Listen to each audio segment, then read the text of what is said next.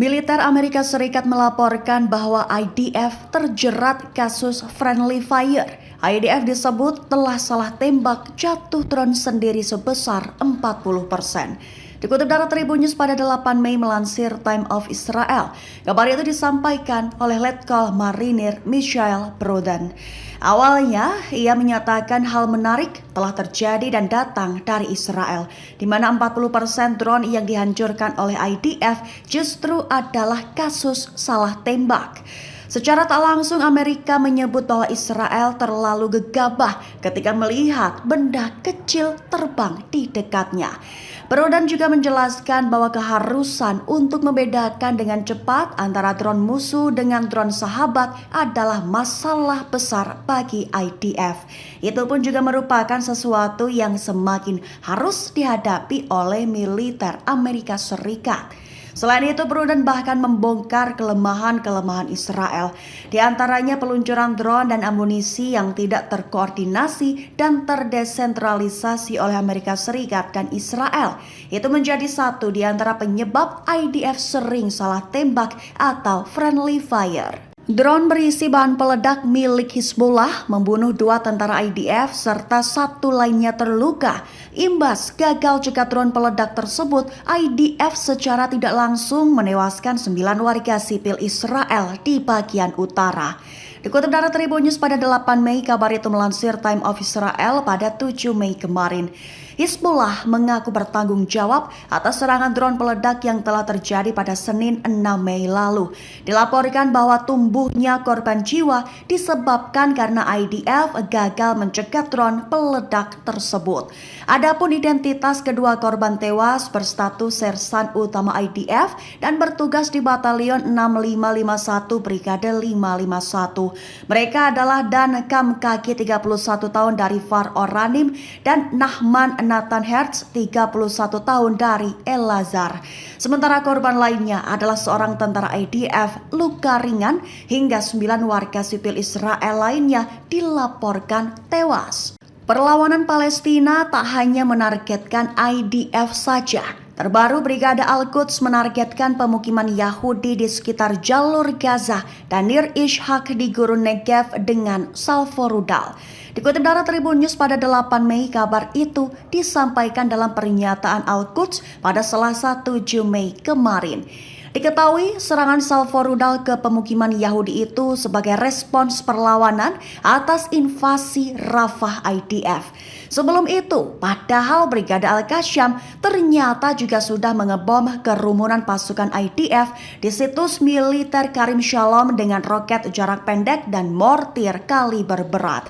Imbas serangan dari perlawanan Palestina itu, sirine di 4 kota yaitu Sderot, Nir Am, Mefalsim, dan Gevim meraung keras. Media Israel melaporkan bahwa Mesir telah menutup jalur darat Rafah dari sisi Mesir pakai balok beton. Kabar itu dilaporkan oleh Yediot Ahronot pada Selasa 7 Mei 2024 dengan menerbitkan beberapa gambar. Dikutip dari Tribun News pada 8 Mei, upaya penutupan itu disebut memiliki beberapa alasan utama. Satu di antaranya, Mesir khawatir terhadap kendali Israel atas penyeberangan di kota Rafah secara umum. Selain itu, likuidasi masalah Palestina, penghapusan perjuangan Palestina, dan aktivitas yang mengarah pada transisi warga dari Palestina ke Sinai juga menjadi alasan. Alasan lain Mesir adalah kecemasan bahwa invasi Israel akan membawa unsur-unsur bersenjata ke Sinai. Lantaran Kairo takut kehilangan kendali atas situasi saat ini karena para pejabat di Mesir telah mengindikasikan sejak awal perang bahwa peningkatan terorisme di wilayah tersebut juga akan menimbulkan ancaman bagi Israel. Alasan lainnya soal penolakan Mesir menurut Yediot adalah situasi ekonomi yang sulit di negara Mesir. Komando Pusat Amerika Serikat atau CENTCOM mengklaim bahwa Yaman mulai agresif dengan meluncurkan drone dan rudal balistik anti kapal ke Teluk Aden. Dikutip dari Al-Mayadin pada 8 Mei, klaim itu diutarakan CENTCOM pada Rabu 8 Mei dalam media X Twitternya. Kencom mengklaim bahwa kapal koalisi terlibat dengan 3 drone dan 1 rudal balistik anti kapal atau ASBM di Teluk Aden yang diluncurkan oleh Angkatan Bersenjata Yaman. Dalam pernyataan, Kencom mengatakan bahwa 3 drone diperkirakan telah diluncurkan antara pukul 23.02 hingga 23.48 pada Selasa 7 Mei. Sedangkan ASBM diluncurkan sekira pukul 5 pada Rabu 8 Mei. Dilaporkannya bahwa UAV pertama dan kedua ditembak jatuh, sedangkan UAV ketiga jatuh begitu saja. Seraya menambahkan bahwa tidak ada korban luka atau kerusakan yang dilaporkan oleh kapal Amerika Serikat, sekutunya atau kapal komersial yang terlibat. IED Ali-1 buatan lokal Brigadatul Karim dilaporkan berhasil menggempur tentara Israel IDF. Selain itu, bulldozer D9 Israel juga dilaporkan hangus terbakar di pemukiman Nur Syams imbas serangan IED Ali-1. Dikutip dari Al-Mayadin pada 8 Mei, kabar itu disampaikan Tul Karim dalam pernyataannya pada 7 Mei 2024 kemarin. Imbas konfrontasi dilaporkan bahwa banyak tentara IDF terluka dan kendaraan mereka cacat atau rusak. Serangan IED Ali-1 dilaporkan telah terjadi pada Senin 6 Mei lalu. Brigada Tul Karim menerbitkan rekaman yang menargetkan bulldozer militer Israel. Persenjataan yang digunakan adalah IED buatan lokal bernama Ali-1. Adapun IED buatan lokal Ali-1 itu juga pertama kali diresmikan pada 6 Mei kemarin. Sementara itu, media lokal melaporkan bahwa pasukan Israel juga sekali lagi menahan mantan tahanan Mahmud Mustafa Assas 41 tahun yang telah dibebaskan tepat setelah menggerebek rumahnya di lingkungan perumahan karyawan di Iqtaba. Update invasi Rafah, di mana helikopter Israel mulai tembakan artileri berat. Terbaru, pesawat tempur Israel menembakkan bom fosfor putih di wilayah timur Rafah pada 7 Mei 2024 malam. Dikutip dari Al-Mayadin pada 8 Mei, kabar itu disampaikan oleh koresponden Al-Mayadin dalam postingan X Twitternya.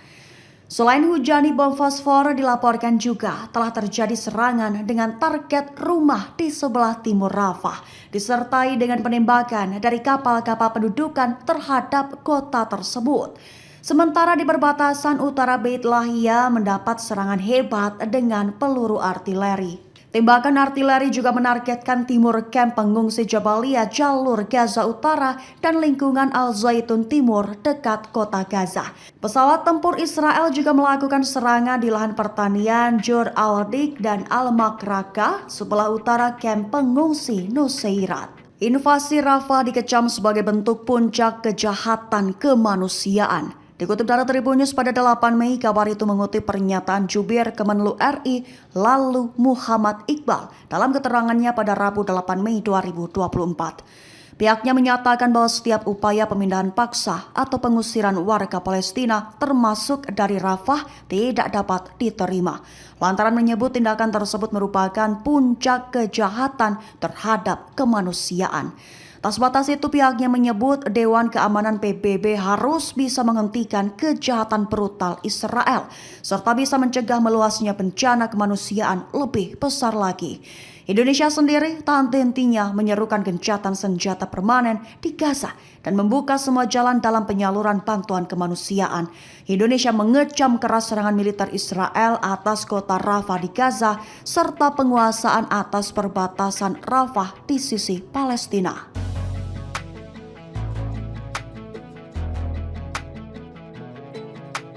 Download Tribun X sekarang, menghadirkan lokal menjadi Indonesia.